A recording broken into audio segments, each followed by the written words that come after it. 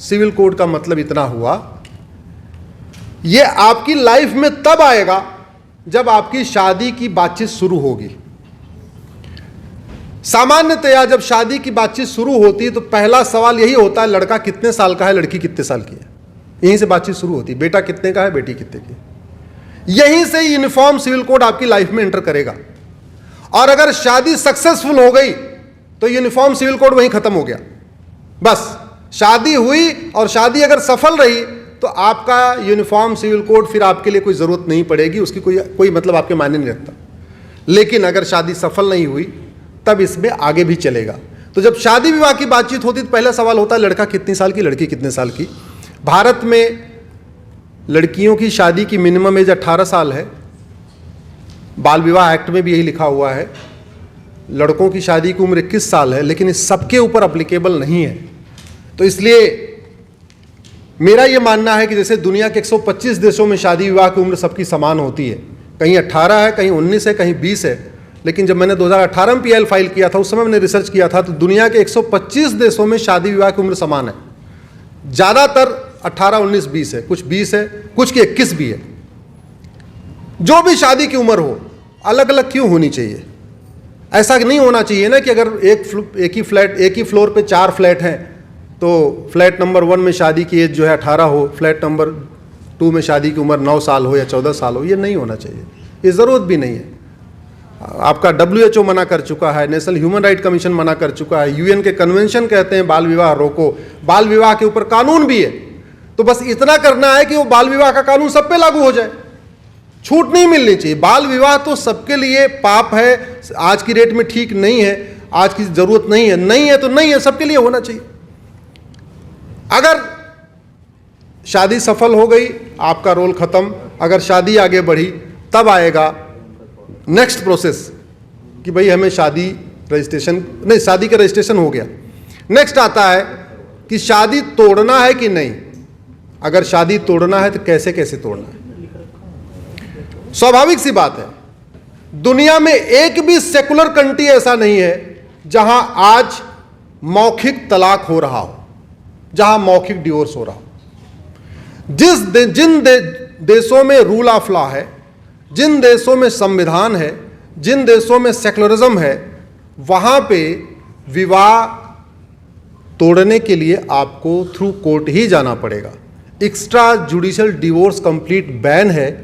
और ये बाकी तो छोड़िए, कुछ एक नॉन डेमोक्रेटिक कंट्री में भी बैन है। उदाहरण के लिए टर्की सेकुलर डेमोक्रेटिक कंट्री नहीं है, वहां पे भी बैन है। और भारत में हम कहते हैं सेकुलर है, डेमोक्रेटिक है, फिर भी चल रहा है। और इसका जो सबसे बड़ा खामियाजा भुगत रही हैं हमारी मुस्लिम बेटियां भुगत रही हैं। मैंने तो 4 तरीके का डिवोर्स सुप्रीम कोर्ट में चैलेंज किया है, तलाक़े हसन, तलाक़े हसन, तलाक़े बाइन, तलाक़े किनाया। एक बिटिया है, यहीं जर्नलिस्ट है, नोएडा में काम करती है, उसका हस्बैंड एडवोकेट है। उसने उसको 3 चिट्ठी भेजा और चिट्ठी पे साइन भी नहीं किया और बोला डिवोर्स हो गया। और बाद में पेटीएम से 15,000 रुपये भेज दिया, बोले तुम्हारा गुजारा भत्ता हो गया, मेंटेनेंस हो गया, मेहर की रकम हो गई। और फिर बाद में 2,000 रुपये भेजा, बोला दूध, ये तुम्हारा दूध पीने का भी हो गया। मीडिया के हमारे मित्र आए हुए जानते हैं, वो भी मीडिया में ही काम करती है, वो भी जो है इनपुट में ही काम करती है। एक बिटिया कर्नाटक में कलबुर्गी में MBBS MS gynaecologist, husband MBBS MD, ससुर MBBS MD, सास MBBS MS गायनोलॉजिस्ट, घर में नर्सिंग होम, और उसको तलाक़े किनाया दे दिया। तलाक़े किनाया का मतलब जा मैंने तुम्हें आज़ाद किया, जा मैंने तुम्हें आज़ाद किया, जा मैंने तुम्हें आज़ाद किया। सोचिए जरा, वो भी सुप्रीम कोर्ट आई हुई है। मेरा ये कहना है कि भारत की संस्कृति नारी तू नारायणी की थी, नारी तू नारायणी की है। तो जो भी कानून बने वो भारत की संस्कृति के अनुरूप बने। और किसी भी देश का संविधान वहीं की संस्कृति को प्रमोट और प्रोपोगेट करने के लिए होता है। अमेरिका का संविधान अमेरिकन कल्चर को प्रमोट करेगा, अरब का कॉन्स्टिट्यूशन अरब के कल्चर को प्रमोट करेगा। तो भारत का कॉन्स्टिट्यूशन किसको कल्चर प्रमोट करेगा? भारत के कल्चर को प्रमोट करेगा। और भारत का कल्चर वसुधैव कुटुंबकम नारी तू नारायणी का है। इसलिए यहाँ पे ज़रूरत आ गई है कि इस तरीके का जितने मौखिक रूप से डिवोर्स हो रहे हैं ये बंद हों। सबके लिए grounds of divorce, procedure of divorce एक कॉमन किया जाए। गुजारा भत्ता का प्रावधान सबके लिए होता है। गुजारा भत्ता सिविल राइट का इशू है, गुजारा भत्ता ह्यूमन राइट का इशू है। भाई गुजर बसर करने के लिए चाहिए। जो बेटी कल तक खुशहाल थी, आराम से रह रही थी, अगर आज सड़क पे आ गई है, कोई उसका है देखने वाला नहीं है, तो कुछ तो उसको एक मिनिमम चाहिए कि भाई वो सर्वाइव कर सके। तो गुजारा भत्ता सबको मिलना चाहिए। इसी तरीके बच्चा गोद लेने का अधिकार सबको मिलना चाहिए, भरण पोषण का अधिकार सबको मिलना चाहिए, विरासत का अधिकार सबको मिलना चाहिए, वसीयत का अधिकार सबको मिलना चाहिए। भारत की संस्कृति तो एक पति एक पत्नी की रही है, आज भी अच्छा माना जाता है। एक पति एक पत्नी पूरी दुनिया में कई सारे ऐसे कंट्रीज हैं, खासतौर पे जो डेवलप्ड कंट्रीज हैं, डेमोक्रेटिक कंट्री हैं, जहाँ रूल ऑफ लॉ है, वहाँ पॉलीगैमी अलाउ नहीं है। भारत में भी सेक्शन 494 इंडियन पिनल कोड में दूसरा विवाह करने पे 7 साल सजा है, लेकिन उसमें 5 शब्द ऐसे जोड़े हुए हैं, ये मैकाले ने जोड़ा था, वो तो आज तक चल रहा है। उस मैकाले के 5 शब्द को हटा दिया जाए सेक्शन 494 से, पॉलीगैमी सबके लिए ऑफेंस हो जाएगा, 7 साल सजा सबको होगी। इसी तरीके से आपके पेरेंट्स केयर, भाई सब कुछ हो गया, माता पिता की देखभाल कहाँ से करेगा? तलाक भी हो गया, गुजारा भत्ता भी हो गया, बच्चे के भरण पोषण, और माँ बाप जिन्होंने शादी में इतना खर्चा बर्चा किया था, बहू लाए थे, बहू का गुजारा भत्ता हो गया, बेटा भी निकल गया, और माँ बाप कहाँ जाएंगे? तो कॉमन सिविल कोड में मुझे लगता है एक पेरेंट्स केयर का भी एक प्रोविज़न होना चाहिए। और इसलिए मैं कहता हूँ कि ये इंडियन सिविल कोड, भारतीय नागरिक संहिता, भारत की संस्कृति के अनुरूप होनी चाहिए। और जिस तरीके से हमने एक इंडियन पिनल कोड बनाया है, इसमें 23 चैप्टर्स हैं, offence related to religion, offence related to, मतलब जितने तरीके 23 तरीके के अपराध के लिए हमने 23 चैप्टर इसमें डाला हुआ है। ऐसे ही इसी पैटर्न पे एक हम इंडियन सिविल कोड बना सकते हैं।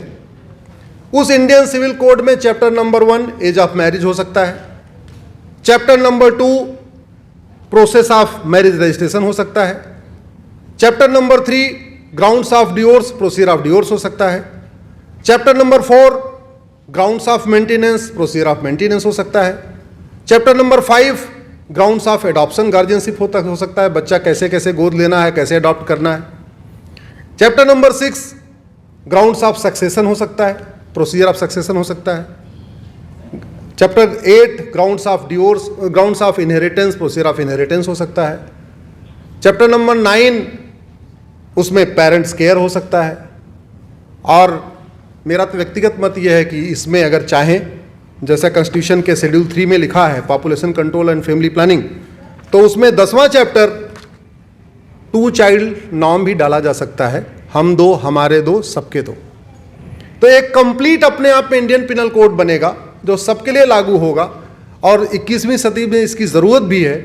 मुझे लगता है इसका सबको फायदा होगा, नुकसान तो कोई है ही नहीं है। लेकिन अगर हम इसको फायदे के कंपैरेटिव एनालिसिस करें तो इंडियन सिविल कोड से हिंदू बेटियों को केवल एक फायदा होगा कि शादी का रजिस्ट्रेशन कंपलसरी हो जाएगा। क्रिश्चियन बेटियों को 2 फायदा होगा, शादी का रजिस्ट्रेशन भी कंपलसरी होगा, दूसरा कूलिंग पीरियड जो उनका ज़्यादा है 2 साल का है, वो 6 महीने का हो सकता है, क्योंकि पूरी दुनिया में जनरली कूलिंग पीरियड 6 महीने का। कूलिंग पीरियड का मतलब ये हुआ कि अगर पति पत्नी दोनों अलग होना चाहते हैं और अप्लाई करते हैं कोर्ट में, तो जज उनको एक टाइम देता है, भाई ठंडे दिमाग से सोचो। हिंदू, जैन, बौद्ध के, सिख के लिए कूलिंग पीरियड 6 महीने का है, लेकिन क्रिश्चियंस के लिए कूलिंग पीरियड 2 साल का है। तो यानी आज अगर वो दोनों म्यूचुअली तैयार हों, दोनों पक्षों के माँ बाप भी तैयार हैं, पति पत्नी भी तैयार हैं और कह रहे हम अलग होंगे, तो भी उनको 2 साल वेट करना पड़ता है। तो अगर इंडियन सिविल कोड आएगा तो क्रिश्चियन बेटियों को और पूरी कम्युनिटी को 2 फायदा हुआ कि आपका कूलिंग पीरियड 6 महीने का हो गया। पारसी में 3 फायदा हुआ, शादी का रजिस्ट्रेशन कंपलसरी हो गया, कूलिंग पीरियड भी रिड्यूस हो गया। तीसरा फायदा यह हुआ कि जो गैर पारसी से शादी करने के बाद उनका सक्सेशन और इनहेरिटेंस का राइट खत्म हो जाता है। गैर पारसी शादी करने के बाद उनका जो प्रॉपर्टी राइट खत्म हो जाता है, वो प्रॉपर्टी राइट खत्म नहीं होगा। तो क्रिश्चियंस को 3 फायदा हुआ, लेकिन हमारी मुस्लिम बेटियों को इंडियन सिविल कोड का 11 फायदा होगा। हिंदू बेटियों को 1 फायदा, मुस्लिम बेटियों को 11 फायदा। 11 फायदा कैसे?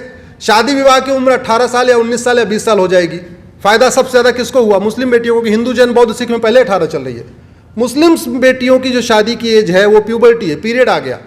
दिल्ली जैसे पोल्यूटेड शहर में जहां पानी भी गंदा है, हवा भी गंदी है, air pollution, water pollution, noise pollution है, 9 साल में पीरियड आने शुरू हो जाते हैं, 8 साल में पीरियड शुरू हो जाते हैं। तो क्या 8 साल 9 साल की बच्ची क्या शादी लायक हो गई? नहीं हुई।